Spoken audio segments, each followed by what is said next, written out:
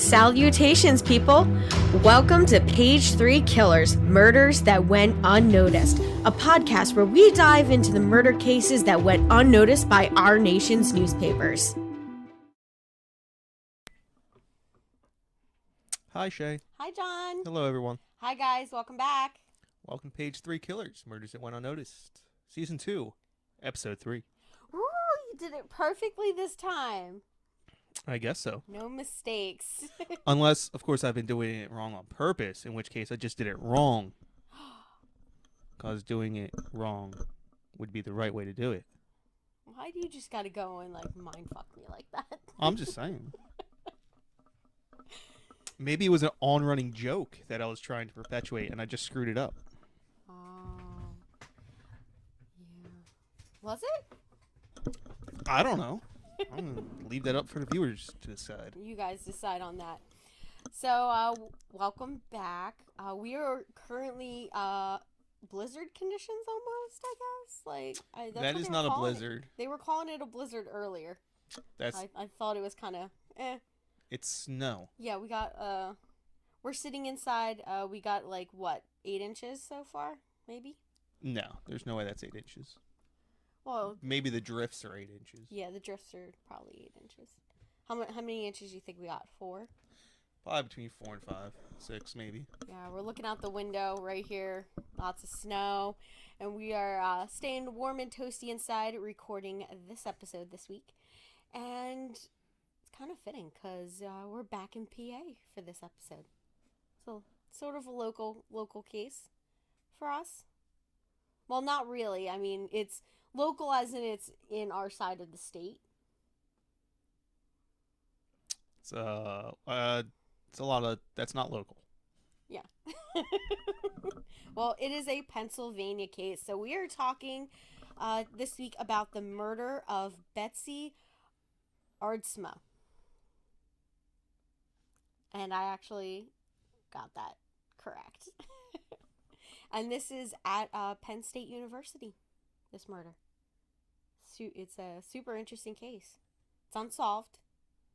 So I think there's some twists and turns and some interesting stuff here for you guys. So before we get into the case, we want to just, take a few minutes to thank our patrons on Patreon. God, if it takes more than a minute to thank all these people, we're doing something wrong. Yes, thank you to Ralulk, Chelsea Hargrett, and our newest patron, Stacey Fragale. Thank you guys for donating on Patreon. We appreciate your guys' support.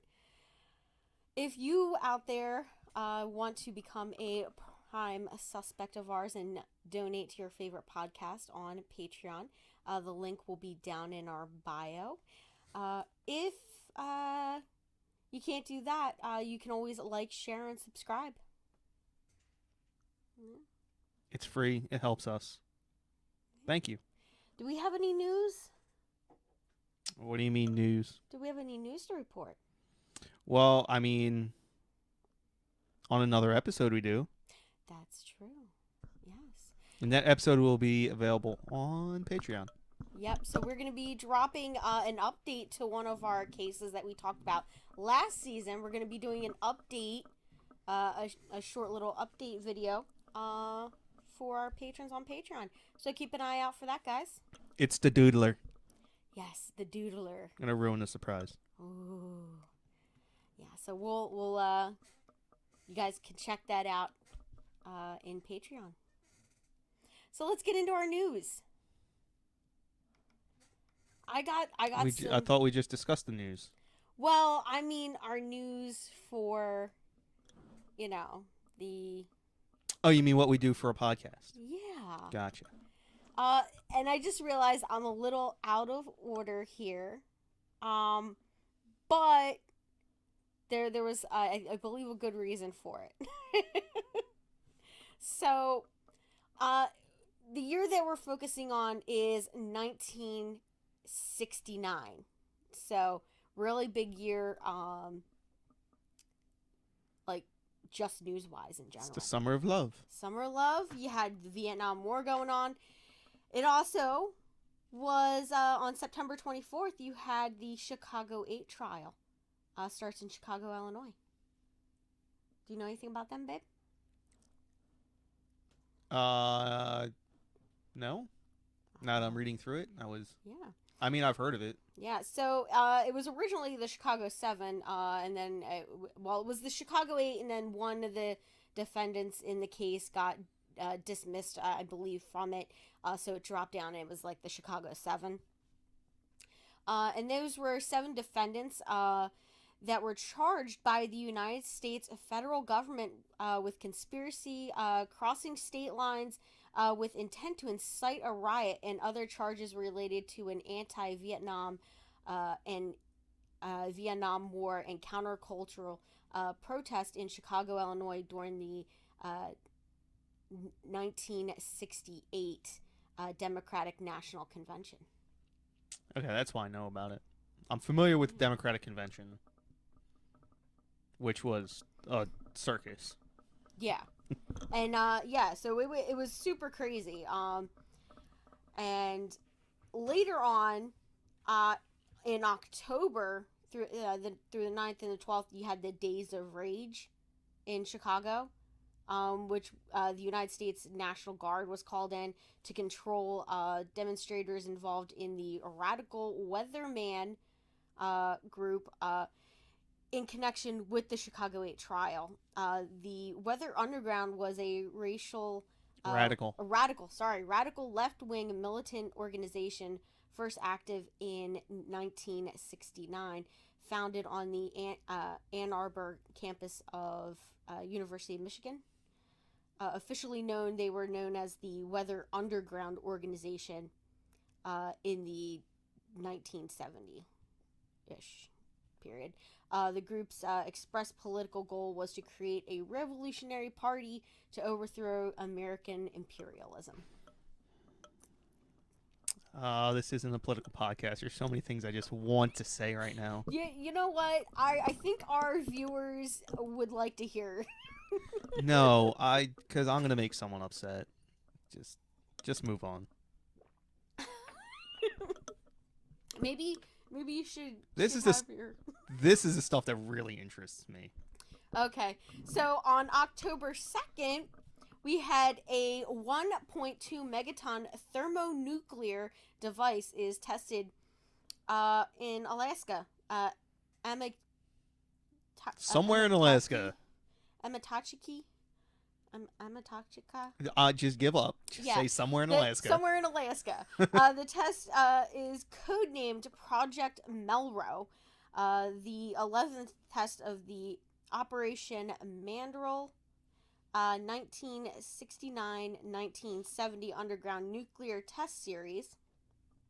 The test is known as a calibration shot to test if the island is fit for a larger underground nuclear detonation. It sounds terrible. It sounds like a terrible idea. So many things could go wrong with that. I mean, not really, but still sounds. Nuclear bombs are no joke. Yeah, we've seen the damage that they can do. It's been known. No, we haven't. Well, we haven't, but we've seen images of what it can. No one's seen what a modern nuclear warhead can do. That's true. We've seen what the older ones could. Correct. Ones that are millions of times less explosive. Yeah, like what is explosives isn't the word. 1.2 megaton. Like I can't even imagine what the difference between. Well, a megaton, that's a million tons. So that creates the force of a million tons. 1.2 million tons. I'm guessing a pressure, like an explosion going outward, I guess. I don't. That's just terrifying. Why would you want to.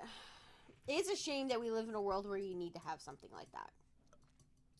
And well, you don't, but it's beside the point. World governments make it so, right? Well, let me put it this way. It's a problem. It's the same problem America has with cars. Cars are getting larger because larger cars are safer. But because all the cars are larger, Yeah, to make all the larger cars are less safe, which Yeah. means you need to build even larger cars, which it just repeats the same cycle. Yeah. 30 years ago, a Honda Civic weighed under 2,000 pounds. Currently, a Honda Civic weighs about 3,000, and that's for the smallest car Honda makes. Yeah. Well, it used to be the smallest car. Now I think they make one smaller, but yeah, and that's why everyone drives SUVs, because SUVs are safer. The problem is the fact that there's more SUVs on the road makes everyone less safe. Yeah. True. Okay. Yeah. So it's kind of the same problem with get the nuclear weapons. correlation. Once one person has the ability to blow up the world, everyone needs to be able to blow up the world. To sustain the level of So this is like nuclear proliferation. The issue with it is nobody wants to use it, but everyone has to make everybody else believe they want to use it. yeah. Without themselves wanting. And Russia has not Russia, but the USSR has admitted that had America dropped nuclear weapons on them, they would not have retaliated. Both Reagan and why can't Gorbachev? Yeah. Both admitted privately that they would not have retaliated had the other one initiated a nuclear war. And yet, the only reason that the other one didn't initiate a nuclear war was because they had to believe that the other one would retaliate. Yeah, and it's the only way to like keep a ceasefire, right?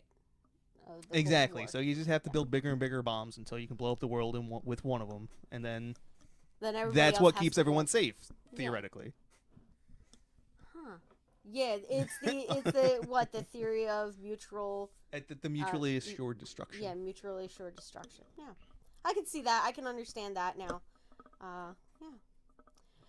So on October 16th, we have the Miracle, which was the New York Mets win the World Series, beating the heavily favored Baltimore Orioles, 4-1. Yeah, the Miracle Mets. It's actually a really cool team. Yeah. If anyone follows baseball, this had, I believe, Nolan Ryan, Tom Seaver. I don't think I can name a single position player on the Mets, but that pitching staff was deep. Like, I've been to a few Baltimore Orioles games. Their stadium's pretty neat how it's set up. That was not the stadium they played in. Yeah, I know, but their current stadium is pretty nice. It's a little small, but it's like right smack dab in the middle of the city.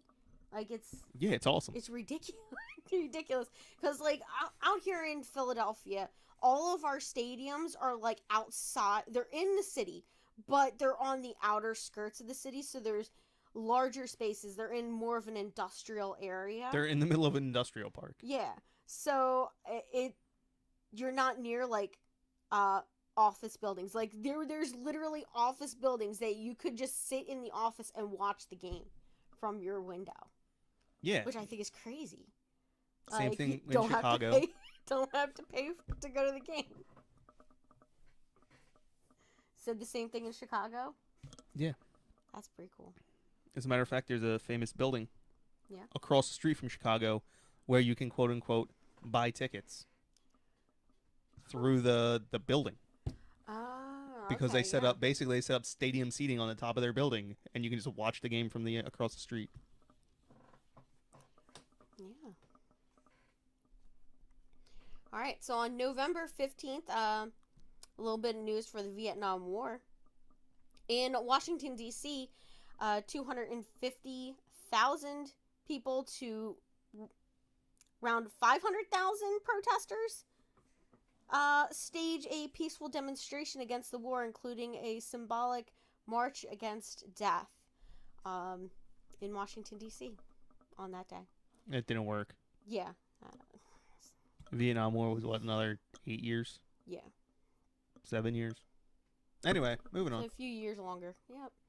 On November 19th, we have the Apollo program. So we have Apollo 12 astronauts, Pete Conrad and Alan Bean, land at Onassis. All right. They become the third and fourth humans to walk on the moon. Okay. they landed their thing on the moon, and they became the third and fourth people to Oceanus Porcilium. Porcillarium. Porcillarium. Yeah. I'm just gonna give up. Now, on November 20th, we have the occupation of Alcatraz. So we have a group of Native American activists calling themselves Indians of all tribes. That's racist. Yeah, but that's what they call themselves. Okay. So should they have said like? No, I'm being facetious. Oh, okay, all right. I think it's only racist if it's like. Oh, somebody else uses the words? Yeah. Oh, okay. Yeah. Like in a derogatory way. You know, where it's like you're making fun of it kind of thing. Babe, you're not woke enough. I guess okay. I'm not. So the Indians of all tribes. Yeah, they begin an 18-month occupation of Alcatraz Island as surplus federal land to call attention to U.S. policies and treaty obligations to the Native Americans and their tribal communities. Wait, so was Alcatraz operational at the time? No. It was literally I don't even think it was open for It was visitors. abandoned. Yeah, it was abandoned. Well, then good for them. It was just federal land at that point. So they just occupied it, which I think is kind of cool. Like it should be used and kept running, I guess. And it's better than it being a prison anyway. Now on November 25th, John Lennon returns his MBE medal to protest the British government's support of the U.S. war in Vietnam. So what's MBE stand for? I'm not sure exactly what it stood for. I'm guessing it's meritorious British something. That's my guess. Yeah, it's basically an award that is given by the monarch to them. Like it was presented to them by, I guess the Queen, or somebody in, high up. Gave them the medal. I guess I wonder, did all the Beatles get that or just John? Who knows? Hey, our fans out in England, hit me up on this one in the comments. Let me know. Now, December 1st, we have the first draft lottery in the United States is held since World War II. On January 4th of 1970, the New York Times will run a long article. The statisticians charge draft lottery was not random, which I 100% believe. Really? Oh, well, you think they're gonna randomly draft some rich kids to go fight in a war? I don't think so. Did they? You know, you think some senator's son? Did as the song goes, is going to be sent to Vietnam to die? No. Yeah. I mean...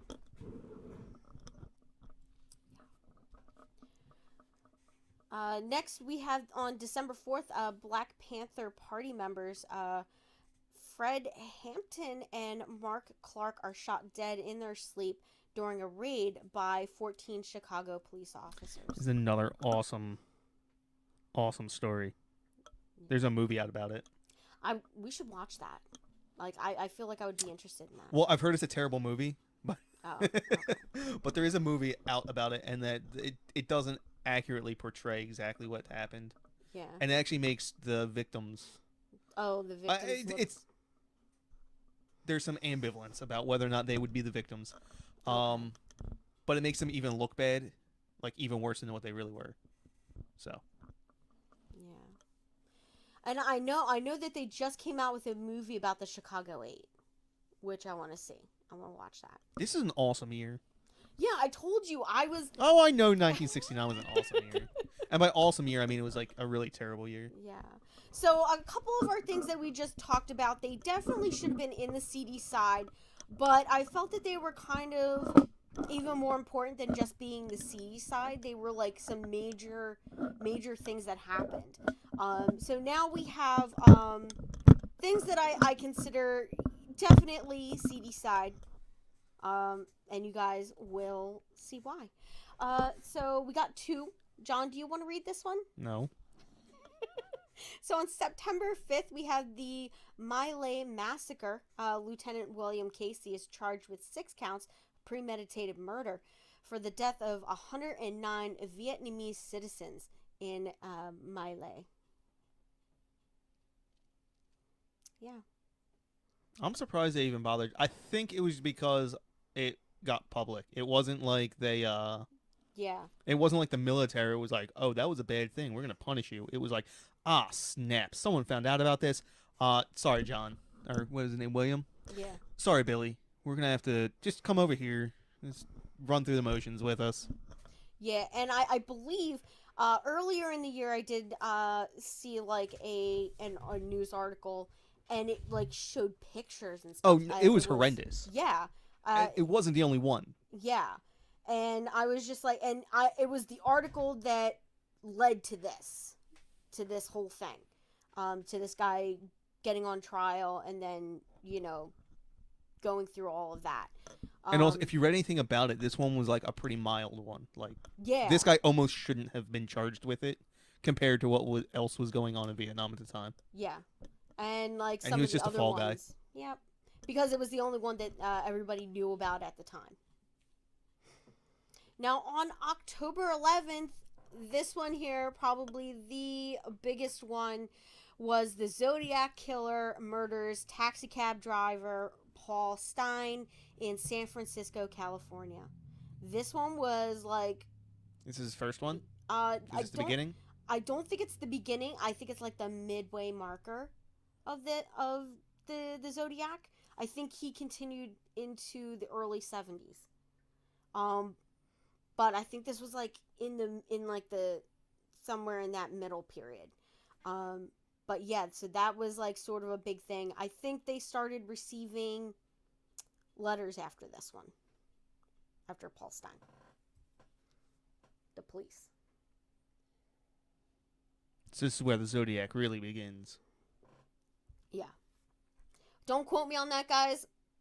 I haven't watched or read on the Zodiac in quite a bit. Or watched anything on the Zodiac.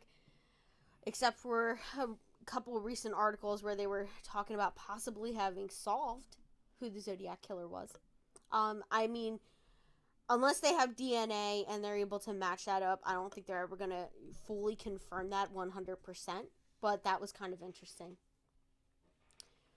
All right, so now we're going to get into our topic, which I hope you guys find super interesting. I came across this one, and I actually did not come across it as a true crime. I came across it as a haunting. But this is the true crime behind the belief of ghosts and stuff. So I thought it was kind of interesting. Just that whole thing. So we're going to be talking about Elizabeth Ruth Ardsma.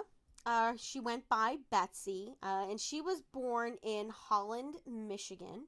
Wait, which one? Holland or Michigan? Holland, Michigan. It's a... Yeah, Holland is in Europe, Michigan is in America. Which one was she born in? That's not possible. Babe, it's a town in Michigan called Holland.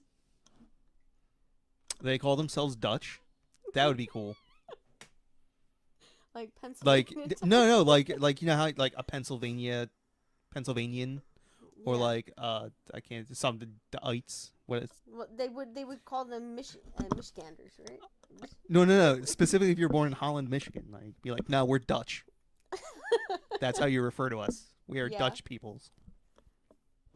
I don't know. I'm That's not what sure. I would do if I was from Holland, Michigan. Well, people from Michigan, what do they?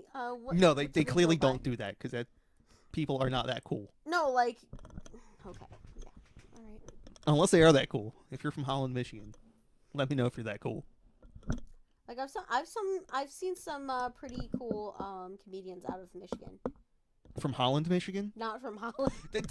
I don't care if they're from Michigan, babe. They have to be from Holland, Michigan. It's the whole point. All right, we're gonna move on. Her parents were Esther and Richard. Betsy was the second of 4 children, and she was raised in your basic middle-class religious conservative household.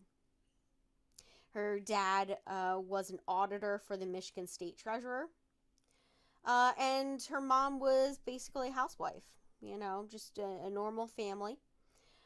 In her childhood, she enjoyed the arts and poetry.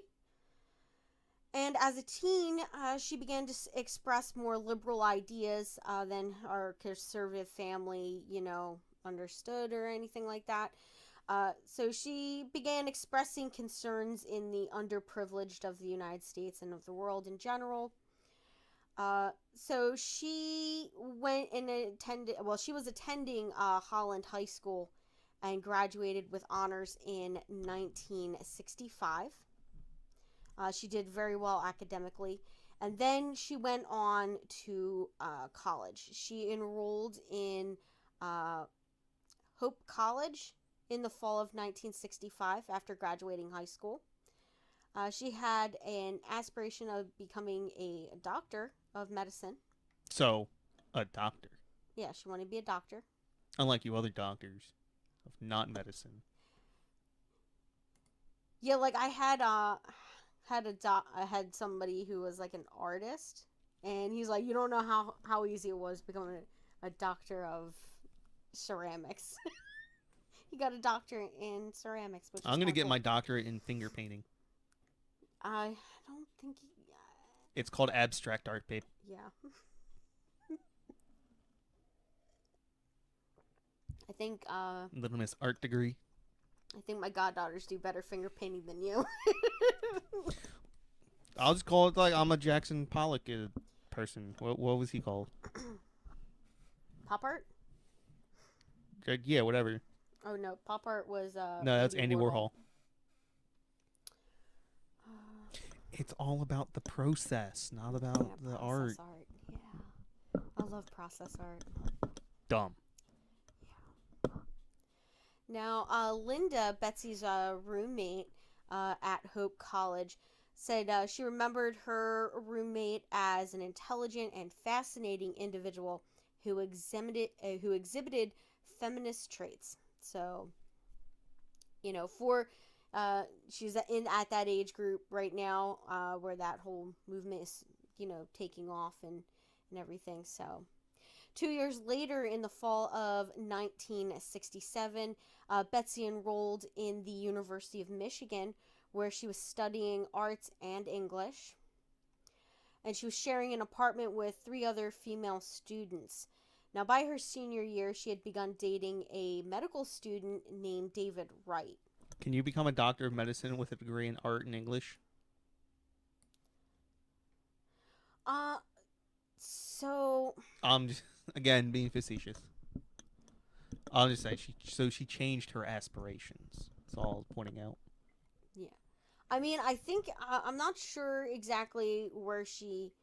I think, yeah, she changed, what direction she was heading in, but I'm not sure if she truly stopped wanting to be a doctor, kind of thing. Now, in 1969, she graduated from the University of Michigan with honors, which is super cool. After her graduation from the University of Michigan, she enrolled in Pennsylvania State University, aka Penn State. She initially, yep. You look like nothing. You're about I was going to say Happy Valley. Yeah. Now, she initially had intended to join the Peace Corps, and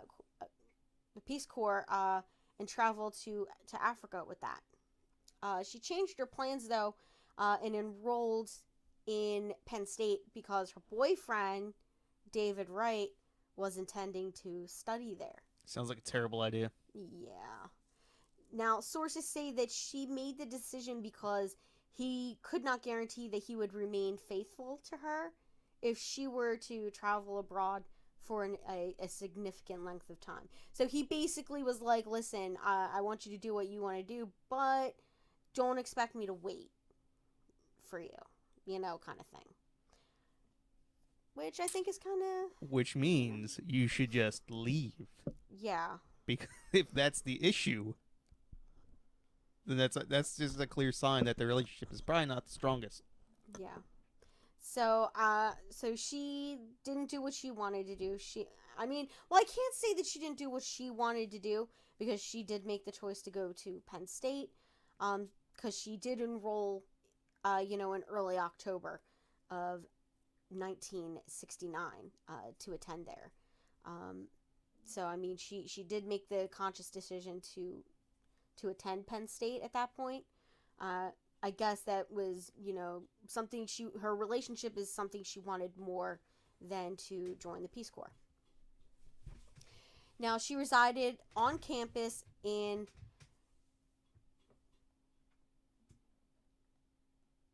Atherton? Really? Atherton Hall? I was like Atherton? Atherton. Yeah, it looks like Atherton. That's how I would pronounce it. Yeah. So, and she had a roommate named Sharon at that in that building, and she later recalled Betsy as sort of more of a loner kind of thing. Like, she didn't really do anything. So she seldomly pursued extracurricular activities and spent much of her free time studying, or on weekends she would visit her boyfriend at Penn State Hershey. On her weekends, that was it. That's all she did. She didn't go out to parties. She wasn't very outgoing. She was very focused on her studies. So I feel like there was a change in her personality between, when she was at the Hope School and the University of Michigan to Penn State. I feel like there was a little bit of a change in her personality at that point. So makes me a little suspicious of the boyfriend. I'm not gonna kid. I mean, well, she was also a graduate student, so it wasn't like she was. Classes are a little bit harder, They tend to be slightly more serious about their stuff. Yeah. Now, by Thanksgiving, Betsy is known to have exhibited symptoms of stress due to the fact that she had fallen behind on a English assignment. So basically, she had a term paper that was due, and she was behind on it. So she spent the day prior to Thanksgiving in the company of her boyfriend and his roommates and their girlfriends, and before returning to her dormitory on the following day. Now, she wanted to meet with a professor of hers on advice regarding her research paper that she needed to complete for that class. So David Wright drove Betsy to a nearby bus stop in Harrisburg on the afternoon of November 27th. Now, at the time of her death, Betsy had been in a relationship with Wright for about 1 year, and the two had discussed plans of becoming engaged that Christmas. So it sounds like their relationship was going well, I guess. I mean, if you're talking about getting engaged, it seems to be going well, right? Now, she had been a student at Penn State for just 8 weeks before she was murdered. She'd only been there for 8 weeks. Like, in 8 weeks, how do you meet somebody that's gonna kill you? Like, I didn't. That's kind of crazy. I thought you said it was unsolved. Yeah, it is. So it could have been random. She might not have known him. That's true. But I have a feeling like she had to have. Wait until we get into it. And I feel like she had to have known just from the circumstances of everything. So we're going to get into that right now. So the location that we're going to be focusing on right now is the library stacks at Penn State, the Patty Library. So on the afternoon of November 28th, 1969, Betsy and Sharon left their residence to visit the Penn State's library to obtain research materials for her English paper. Now, en route, the two parted company, having formed plans to reconnect later that day in the afternoon to go see a movie. And the movie that they were going to go see was either Easy Rider or Take the Money and Run, which were the two big movies in the theaters at that time. Now, at approximately 4 p.m., Betsy spoke with one of her professors. This one's not that hard, babe. Come on. Nicholas Dukowski. There you go. Super happy I got that one. She then indicated her plans to her teacher, her professor, that she was going to visit the Stack building, and pull research materials. So shortly thereafter, she encountered two friends named Linda Marsa and Robert Steinberg. They had a brief conversation before she entered the library.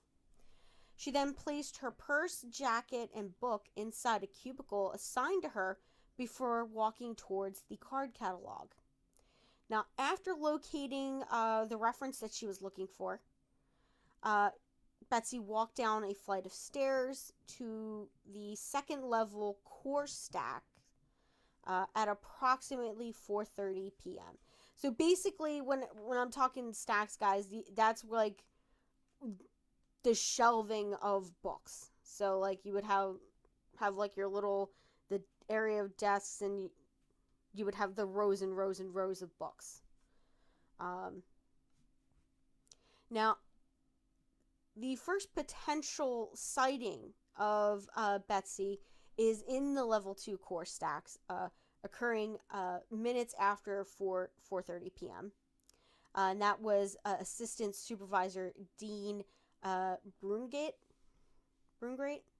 observed a girl in a red dress standing alone in an aisle with two young men talking quietly amongst themselves in a nearby aisle close to the west end of the core stacks. So approximately 10 minutes later, another witness, Richard Allen, overheard a conversation between a male and a female in the general direction of where Betsy stood as he operated a photocopier. Now, although Allen could not hear what the two spoke about, he informed the police nothing sounded like a murder was about to occur. Nothing sounded untoward. It just sounded like a normal conversation. There were no raised voices. There was no sign of like an aggressive tone or upset or anything. It sounded like a normal conversation at a normal level.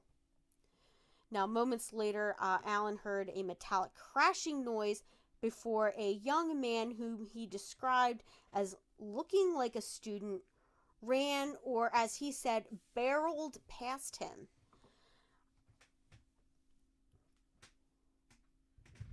Yeah. He did it. That's what I'm thinking. So, and that is the moment that, our murder occurs. And here's what we know about that. Now, at some point between 4:45 and 4:55 p.m., Betsy was stabbed a single time through the left breast with a knife. It's the wrong one you want to get stabbed through. Yeah. Now, while she was standing between rows 50 and 51 in the dim-lit stack building of the library.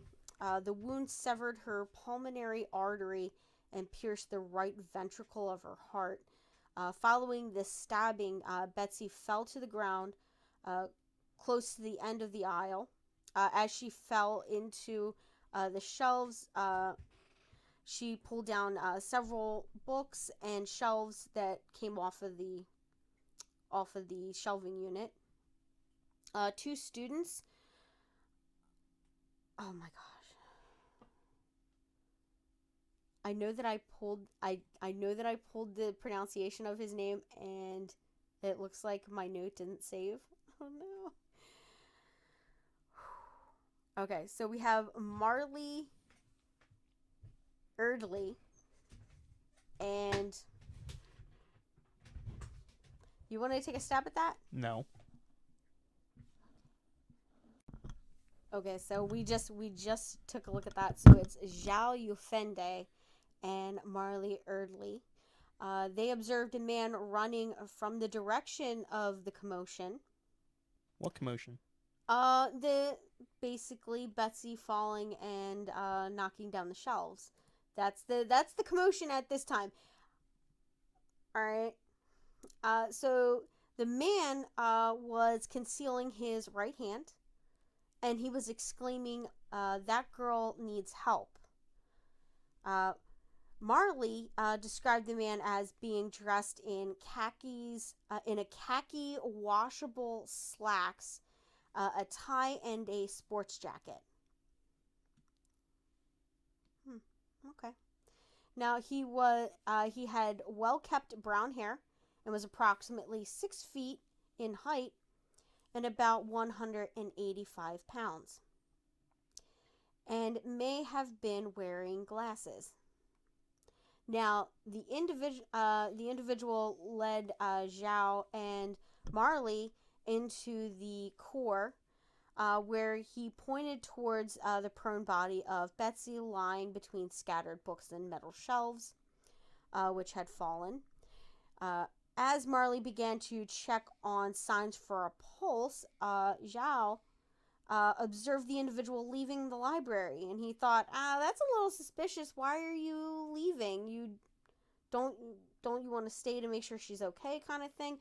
So Zhao discreetly followed the man upstairs, where the individual ran out of the library. Now, he attempted to give chase to this guy, but was quickly outpaced.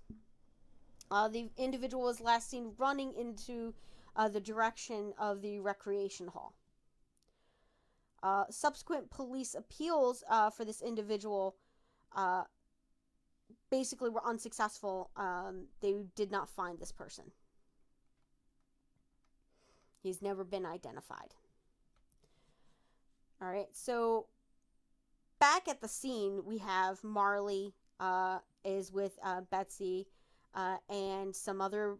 She's quickly joined by some other bystanders, including a librarian, as she attempted to render first aid, including mouth-to-mouth resuscitation.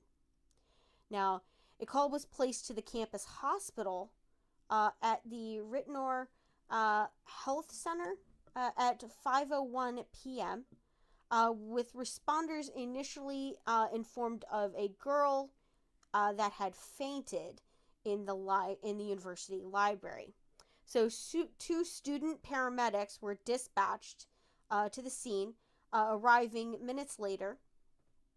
Now, Betsy was quickly placed on a gurney and moved from the library via a service elevator to be taken to the health center. The paramedics continued to perform cardiopulmonary resuscitation, so they continued with CPR. The summoned ambulance transported Betsy to the health center.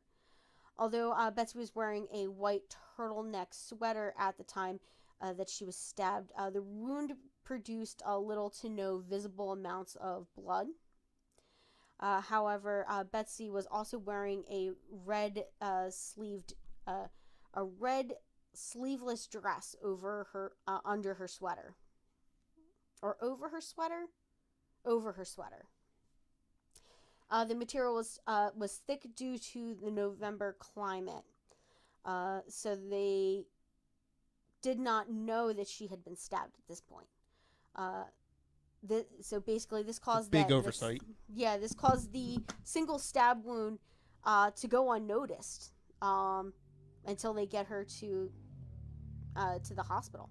Now, initially, students, first responders believed that she had either fainted or experienced a seizure, or some other non-critical ailment, because she, there was just no signs of violence, and yeah.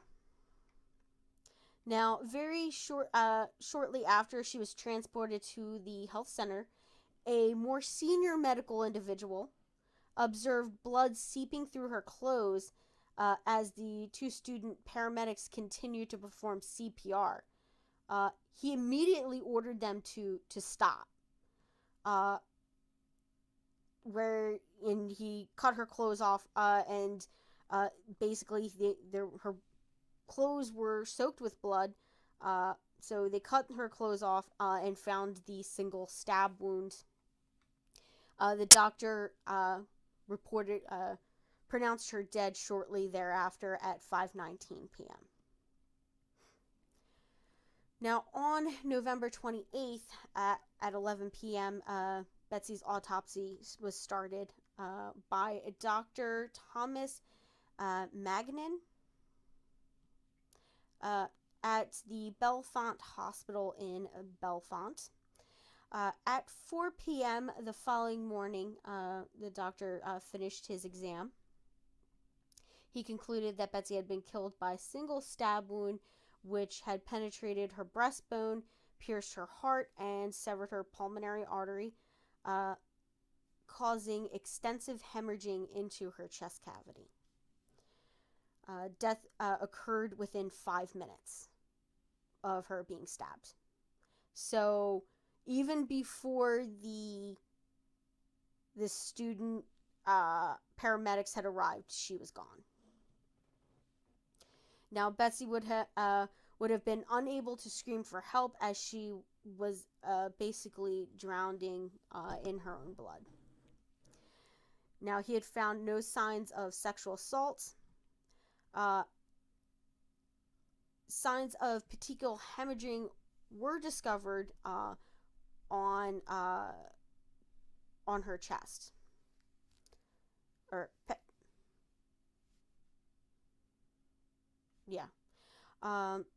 There were minor signs of bruising and abrasions around one ear, likely being caused as she fell to the ground. Now, the coroner also believed that Betsy's murder had intentionally aimed for her heart when he had stabbed her. Now, since her attacker had been facing her, her assailant is thought to have been right-handed. All right, so now we're going to get into the investigation.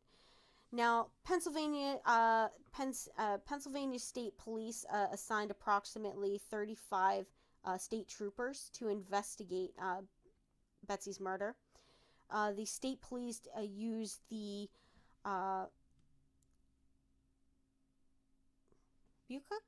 Boki? Boki. That's what I would guess. Building as a temporary command center as they conducted their investigation. Now, hundreds of students were interviewed in the weeks following her death. The entire campus was unsuccessfully searched to locate the murder weapon, and a $25,000 reward was offered for information leading to the arrest of Betsy's killer. Now, the investigators would soon discover up to 400 individuals would typically enter and exit the library between 4:30 and 5 p.m. on a Friday night. That's a lot of people. 400 people going in and out of the library. For a research library? Nah. Now, due to the holiday, the fact that, it was the day after Thanksgiving, there was only about 90 people that visited the library that day, so significantly less than 400. Now, none of those interviewed were considered viable suspects. Now, two composite drawings of the individual had been seen. Two composite drawings were created of the individual seen running from the direction of Betsy's stabbing. One was created with the assistance of Zhao, and the other with the help of Marley. Oddly enough, only the composite sketch that was prepared with Marley was actually released in the media. So they didn't release the second one, which I think is a little weird. Now, library staff compromised the crime scene before police had gotten there. So after she had been removed, library staff, since they assumed that it was just a student who had fainted, they had the janitor come in and clean up the floor and fix the shelving and put the books back. So any physical evidence potentially left by the murderer at the scene was destroyed or compromised. Now, the first state trooper to visit the crime scene was Mike Simmer, and he ordered the area to be secured. Now, at the time, Mike Simmer was a young trooper with the Pennsylvania State Police, and he was working an undercover job at the Penn State campus. He was working an undercover case, I should say, where he was attending college classes. So he normally dealt with drug busts and crowd control during the anti-Vietnam War protests going on the campus. You can't trust anyone on the campuses anymore. Yeah, so he was there to make sure that nothing happened, at these protests and, just to catch illegal drugs and stuff. I swear to God, if I ever found out that someone I went to college with was a cop, oh boy. Now, a series of small fresh blood droplets matching Betsy's blood type were recovered from the staircase leading to the level 3 core stacks, indicating that the murderer had left the library via that route. So Trooper Mike Simmer believed, due to how she was killed, that it was someone she knew. Now, 7 factors in the circumstances surrounding Betsy's death led police to believe that she had likely known her murderer. Now, they think that she had to have been approached from the front by her assailant in the rows, and they also noted that the rows are very close together. They're very narrow, so for one individual to pass another, you would have to turn and face each other, sort of, to get past each other. And you would have to turn sideways, kind of thing. Now, she also made no attempt to scream or flee, but we know that was likely because of Well, I think they're speaking specifically before she was stabbed. Yeah. Okay. It wasn't like someone she didn't know tried to attack her. Yeah. So it's either an acquaintance or somebody that she knew. So they did an exhaustive search and questioned everyone. Also leading investigators to discount the possibility that she had been stalked. Betsy had not been expected to be at Penn State that day, as it was her typical thing to spend the whole weekend with her boyfriend. So she was not expected to be at the school in the library that day. Now, David was quickly eliminated from the investigation. So this is boyfriend David. He was eliminated from the investigation. One acquaintance of Betsy recalled a recent conversation with Betsy in which she expressed concerns about potentially becoming a physician's wife and a mother when she was still young. She wanted to be a little bit older to move on to that phase of her life. None of the entries in her diary or the letters she regularly wrote to her boyfriend indicated that she had felt reluctant about the relationship prospects with David, or indicated romantic interest in another person. You never sent me love letters. But I tell you I love you all the time. I don't need to write letters. Do you want me to write a letter? I don't even get a love email. Oh, you know what? I'll send you one. No. I'll start sending them. One a day. Just photocopy it. Now, she also had not expressed feelings of being uncomfortable during the 8 weeks that she had been enrolled at Penn State, so she didn't feel like anybody was following her. There was nothing strange going on. There was just no... Everything was normal for her. Other theories... Except for being stabbed, of course. Yeah. It was a little out of the ordinary. Yeah. And it, just on that day. So other theories investigated have included the possibility that Betsy may have stumbled upon a homosexual encounter or an exhibitionist or a man engaging in masturbatory fantasies, and she was murdered to ensure her silence. I feel like... Was that a thing that was particularly popular in 1969 Pennsylvania State Library? Listen, I'm just saying college libraries are a hotbed for sexual activity.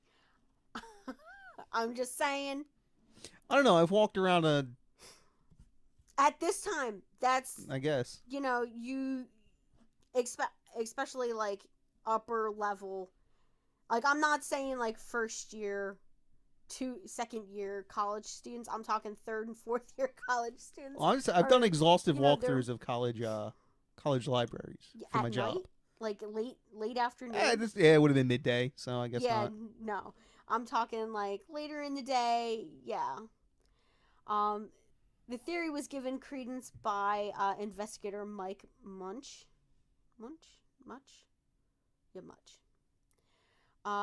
He speculated that Betsy had observed two men engaged in sexual behavior. She had recognized one or both men, and had been murdered to prevent her exposing them to others. I wonder how they came about that theory. That seems to be a jump. There must be some information we're unaware of. Yeah, I don't feel like that's well, at this time it's 1969. Let's just say the movement has not happened yet, for gay rights kind of thing. So it's kind of frowned upon. So, I mean, pretty much any crime could be committed by, a homosexual or something like that. It just seemed to be, like something that they threw out there when they had no leads. Now, a few aisles from where Betsy was murdered, in a section of the core used to store desks and spare shelving, investigators observed a desk with a seat pulled backwards. Atop the desk was a half-empty can of soda and a small stack of basically heterosexual and homosexual pornographic magazines, some of which were dated as recently as October and November of 1969. Well, I guess that would okay, that's at least that points in that direction. I'll give him that much. Now, furthermore, more than 24 pornographic magazines were found concealed between books in the aisles that near where she had been murdered. Now, numerous traces of semen were discovered in multiple locations among the floors and shelves and walls of the library, with one investigator later commenting traces of semen were basically everywhere. They were practically everywhere. I will never go to a library again. Well, at least the modern day libraries, the stacks aren't that tall. Yeah, no. Because they don't have books in them. That's exactly why they don't build them that way anymore. Now, these discoveries led investigators to conclude secluded areas of the stacks were used to conduct illicit sexual encounters. So whether it was male-female, male-male, female-female... I want to know what section this was. What was she researching that led her to this particular aisle? I don't know. Where there were quote-unquote pornographic magazines and semen everywhere. It wasn't in the aisle that she was in, okay? So it's back further. Like, I have a map, I believe. I believe I saw a map No, it says right there, right in your notes. In the 2 aisles, she had been murdered. Furthermore, more than 24 pornographic magazines were found concealed between books in the aisles that she had been murdered. So those aisles were chosen specifically. Which means, 1, it was of interest to the people who were doing it. Or 2, it was of interest to no one. Yeah. And they didn't expect anyone to ever go back there and look at those books. Probably the second one. Because there's definitely some books in libraries that just, I guarantee you, have never been cracked. Yeah. Now, although partial fingerprints were obtained from the can of soda, basically the prints did not match anything within the police database. And when they checked the magazines, lo and behold, there was no solid fingerprints on those magazines. They were all smudges and unusable. Now, other theories investigators considered. Now, here's a couple theories. I'm gonna go and say these are long shots. Okay, these are like you have nowhere to go, with your investigation if these are it. So she was killed by a spurned lover, that was not her boyfriend. She may Seems have doubtful. witnessed a drug deal and had been murdered to ensure her silence. Or 3, she may have been murdered due to an unsettled drug debt. Listen, I don't know if killing somebody that's taking your, that's using your drugs is a necessarily good idea, because you're never going to get your money back that way. So I don't see that happening. But also, it is noted that all of her, people that she knew said that she didn't use drugs. So all of her acquaintances were like, no, absolutely not. She didn't smoke. She very occasionally drank alcohol. So she did not like that. And they were adamant that she was not a user of drugs. So right there, check number 3 off right away. Now, despite several leads and hundreds of potential witnesses interviewed over the span of several years, no individuals were ever arrested for her murder. And the case went cold. Now, despite the efforts of the Pennsylvania police, state police, the president of the university, Eric Walker, despite the efforts of Pennsylvania State Police and the president of the university, Eric Walker, the case gradually became cold. Now, it is noted that the president of the university, Eric Walker, conducted his own private investigation into her murder. So it was really sad that it remained unsolved. Wonder if it was him. I don't know, but just from the description given, it does not sound like somebody that would be the president of a university. The president of the university or a teacher. Younger guy, yeah. Yeah, it was a younger guy wearing a sports jacket, so like a sports coat. So I'm not sure if it's like a Letterman jacket or if it's like a blazer. Like a blazer. You'd be like a blazer. It's like a blazer. So I mean, it's possible that it could be like a younger teacher, But I'm sure that they would have followed that lead, and they would have checked every single one of them. Not necessarily, and it doesn't even mean that the guy seen running from the library was even the killer. He could have just been a witness. He could have been the other dude that was making out. Yeah. He could have been the guy who stabbed her. That actually, now you think about it, he's way more likely to not have been the killer, because he actually showed the other 2 people where the body was and then ran. Yeah, that's true. So I mean, yeah. I know if I show as heck just stab someone, I'm not showing someone where the body is. Yeah. You're gonna leave before it gets found. Exactly. So this guy probably just felt guilty. He probably just watched someone stab her and just felt guilty and was like, well, I can't stick around because then my story gets exposed. Yeah. But I can't let this girl just sit here. Yeah. That's a good So point. he probably wasn't the person that ran in our description. Probably didn't kill her. Yeah. I just wish that guy would have stuck around or come forward at some point with that information of who did it. Yeah, Like, but if it he was didn't. it was 1969 and people didn't like the quiz. Yeah, they didn't. Yeah, especially police officers. I don't know, like, because they're usually white heterosexual men, like, just with a lot of tension. They're angry. Now, records pertaining to her murder, to Betsy's murder, remain under the state's remain sealed, even under the state's Open Record Act. So you can't access these records, because I believe it's still an ongoing investigation. They're still, it's cold, but it's still open. So they are still actively seeking information in this case. So if you guys know anybody that, I mean, it's 50 years ago. yeah, The person who committed a crime is probably they're in either their 70s, in their early 70s, early to mid 80s. 70s. Yeah.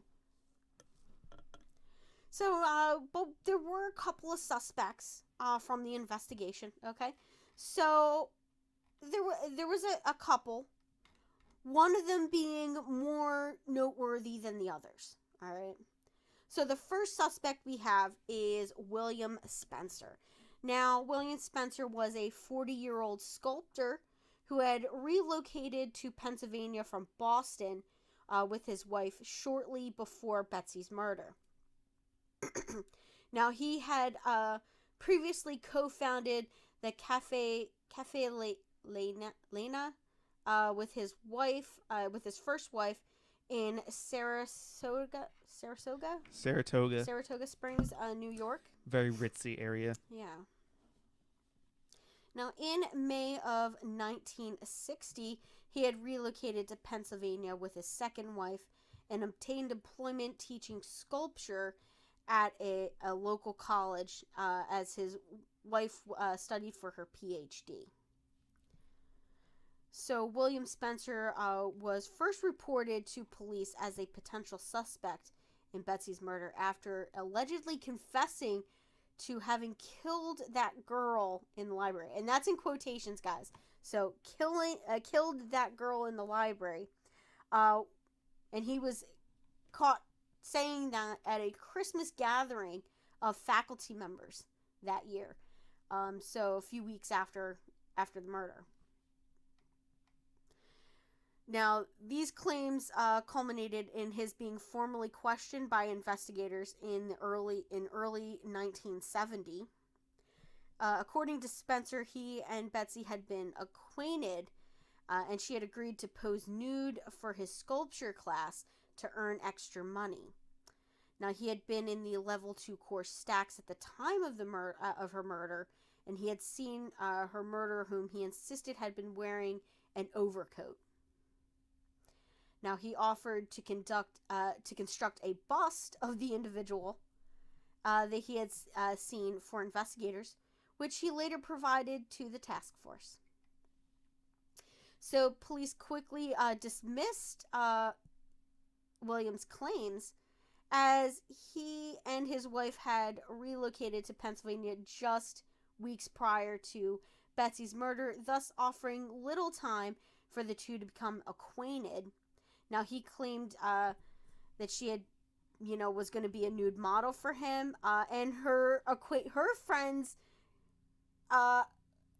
were basically no. Investigators were able to dismiss that really quick because her friends were like, no, she would never have done that. She was not the type of person to. She did not have that level of confidence, I guess, like to do that. I mean, it's a really weird thing to do. As an art student, I have seen nude models and drawn and sculpted them before, and it's a very weird situation, and not everybody can do that. Not everybody is comfortable enough to model like that. Since she was known as a bit of a prude, to be a bit prudish due to her religious background, they just were like, nope, nope, she would never have done that. Now, furthermore, all nude models from William Spencer's classes are known to have traveled from the university from Philadelphia. So they basically got their models from like an agency in Philadelphia. I feel like he did it. No, I feel like he was trying to insert himself into an investigation. I don't think he saw her. He was trying to embellish it, make himself seem important. Yeah, exactly. I think he was just trying to, make himself look cool to like his students and stuff like that. Yeah. I think it takes a little bit more of a medical expertise to stab that exact spot. I think you would have to know, No, you wouldn't. Or have like a hunting background or something like that. Or you could just, if he's right-handed and she got stabbed in the left side, just stab straight.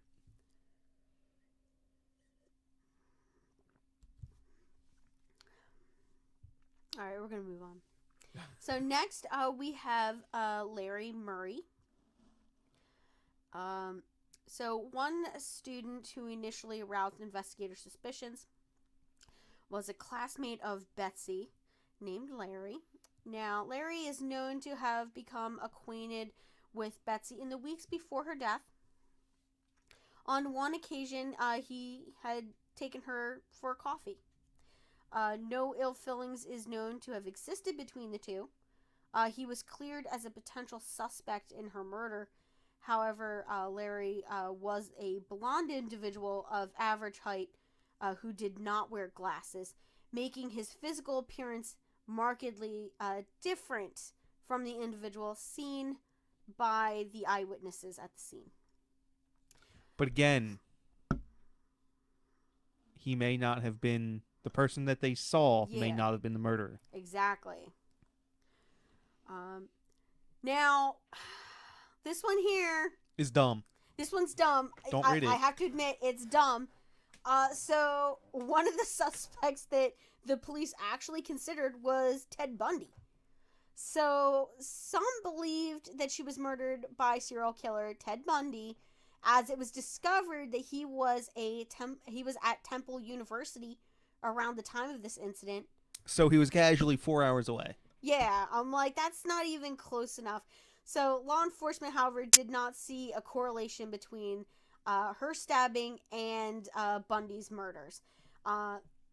So the MO is just too different. I mean, sure, she looked like some of his victims, but that's about it. Like, there's no connection in the MO, nothing. So I'm gonna give that a no. Was Ted Bundy really? I thought he was a little bit later. Well, this would have been like 69. I thought he was right before he started. Yeah, but that's what I'm saying. Like, this would have been before. Yeah.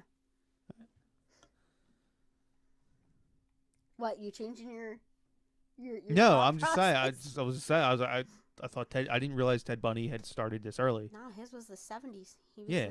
So, I guess it was later discovered that. I guess way after the fact, they were like, I guess it could have been Ted Bundy because he killed people too, and he was in the same state with 11 million other people.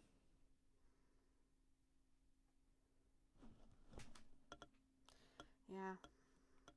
So, the next suspect, I'm going to say this guy here, to me, looks the best for this, okay? To me, this guy, he seems to be a little off. So, we're going to get into this. So, Penn State professor Richard Hefner. Like Hugh. Oh, okay.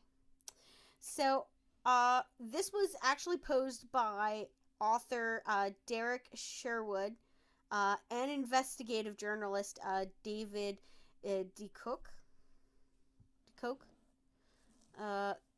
They strongly believed that this Penn State professor, Richard Charles Heffer, who at the time was a 25-year-old geology student at the university, was responsible for her death.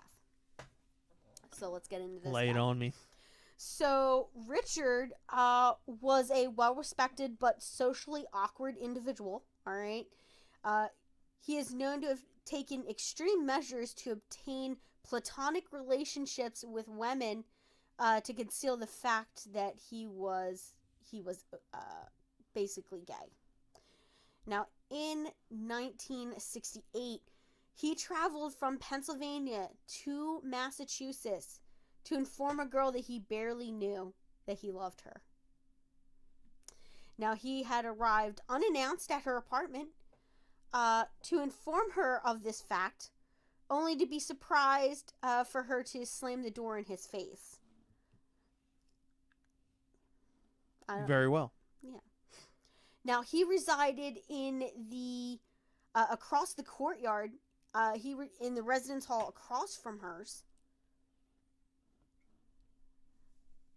At the time of her murder, he was engaging in some erratic behavior from people around him, other students, professors.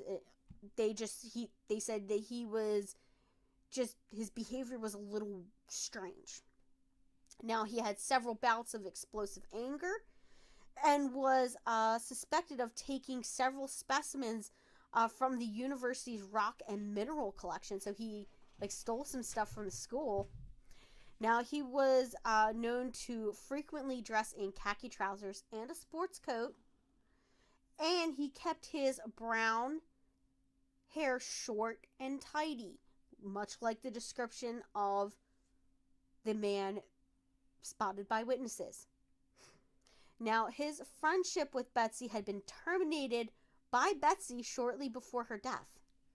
So he knew her.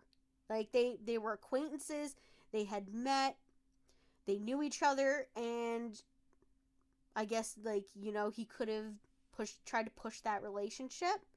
And she was like, no, I'm in a relationship, I'm sorry.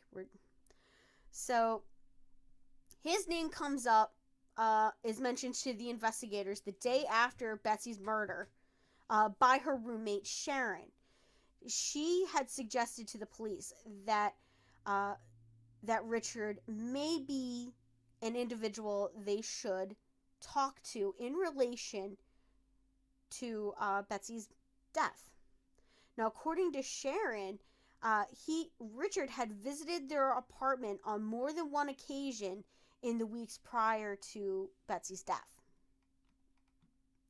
Now, Richard was questioned by investigators in early December of 1969, and he freely admitted having become acquainted with Betsy in late October, and into having occasional socialize, and he basically socialized with her a little bit. Now, she terminated their friendship, stating that she wished to remain committed to David, her boyfriend. So that makes me think that, Now, according to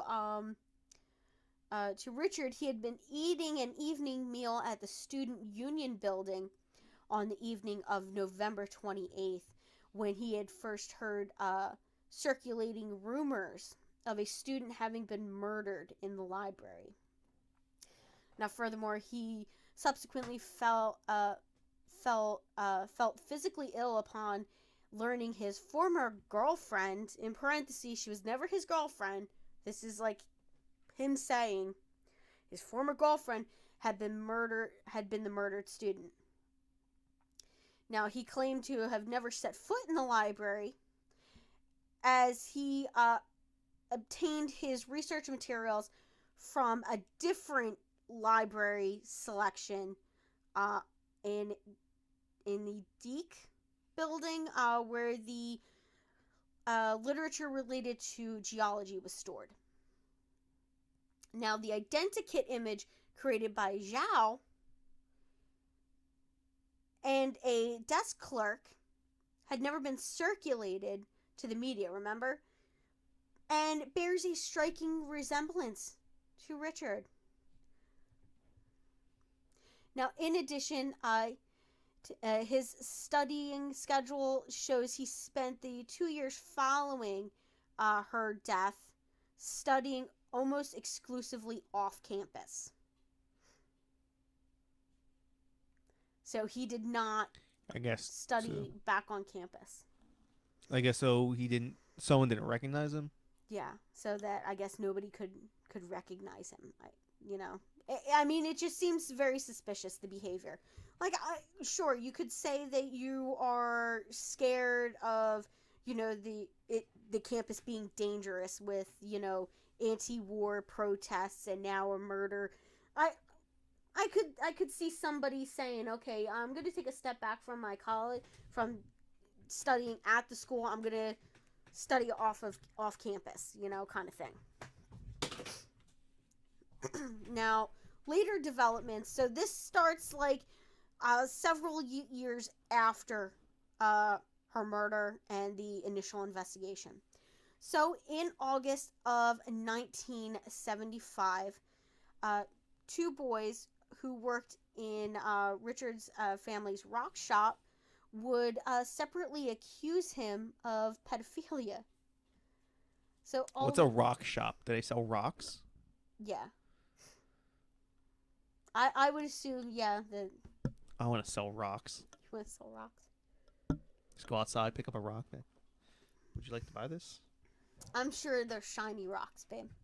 Fancy rocks? Fancy rocks. Now, although his subsequent trial resulted in a hung jury, these accusations resulted in his filing several vindictive lawsuits following the trial. So he basically sued these kids' families. Now, Richard successfully ensured the expungement of the records pertaining to his arrest and trial in 1981.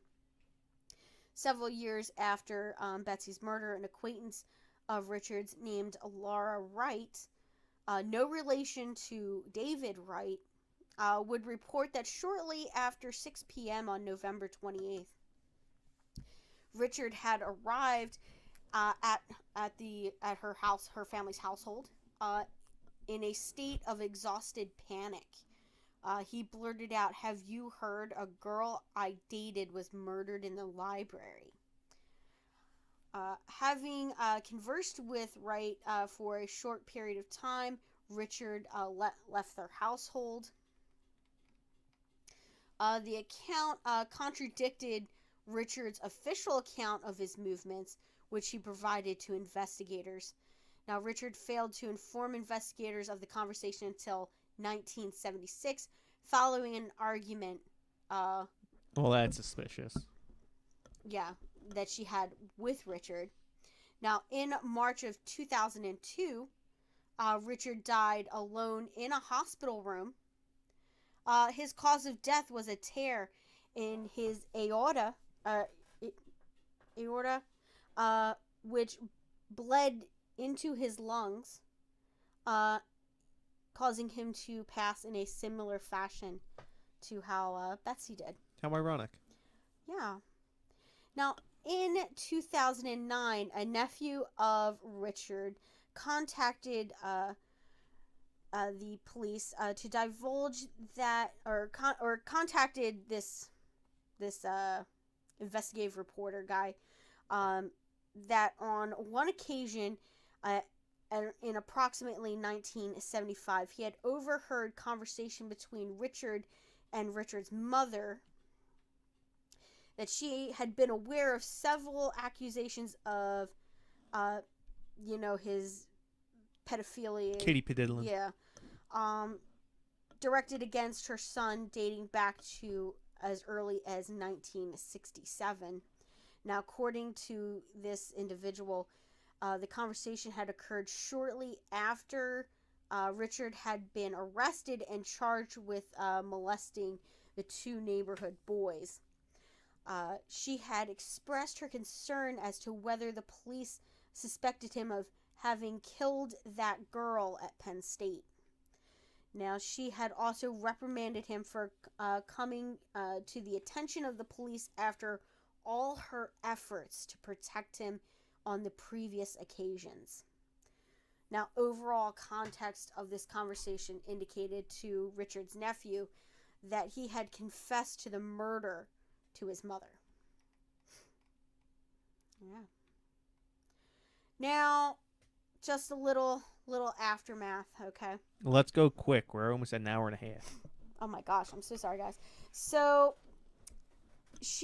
Betsy was laid to rest on December 3rd of 1969. Her casket remained open throughout the ceremony prior to her internment. She was buried in the family plot at their cemetery in her hometown of Holland with a single rose from her boyfriend. The final letter she wrote to her boyfriend arrived the day after her murder. Betsy's murder ultimately became a major factor in the creation of the university police force at Penn State. The year prior to her death had seen an increase in both violent crime and sexual assaults among the students, and there was also like the increase in protests and stuff like that. Now, at the time, Penn State had only a campus patrol to provide immediate law and order. So the university police force was established in the early 1970s. Several years later, on the anniversary of Betsy's death, a lit candle was found in aisle 51. The candle was surrounded by clips about the murder, along with the chilling writing on the floor, which read R.I.P. Betsy Ruth Ardsma, July 11th, 1947, November 28th to November 28th, 1969. P.S. I'm back. Dick move. Yeah. So this has occurred every few years since, minus the writing. All right. So every few years, a candle shows up with the clippings about the murder. Now, police believe that the candles and the clippings are just pranks by college kids. You don't say. Yeah, because, I mean, it's an away school. Like, come on. Yeah. You're going to get up to shenanigans. Now, due to the influx of curious students and onlookers, the library moved around the stacks and changed all the numbers on the aisles so that nobody would be able to find this place. Now, students in the vicinity of the stacks report now. They report feelings as though they are being watched. Shadows have been seen walking back and forth along the rows where the murder is thought to have occurred. Library staff also occasionally sees a pair of glowing red eyes staring back at them and moving books around. Occasionally, students have felt unseen hands on their shoulders and tapping on their backs. Young men sometimes feel slight pushes causing them to fall into the bookshelves. A handful of students and stack workers have reported the feeling of being strangled by someone or something that they never see or hear coming up behind them. And lastly, some female students, a lot of them fitting the, Betsy's description, have ended up going to the campus hospital complaining of sharp pains in their chest and left breast. Yeah. Which I think is dumb. Dumb. Yeah. Because, listen, I don't think she would, if her spirit is there, it's not targeting women. I'm just saying, I would get it targeting men. Seems fitting. I don't see, But yeah, so, like I said, I originally found this while looking at something not true crime related, which I rarely do. Yeah, so that is everything that I have on this case. Long episode. Yeah, it's a real long one. You guys are going to love it. Thanks for sticking with us. All right, guys. We will see you back here next week for another riveting episode. Bye. Of Page Three Killers. Bye, guys.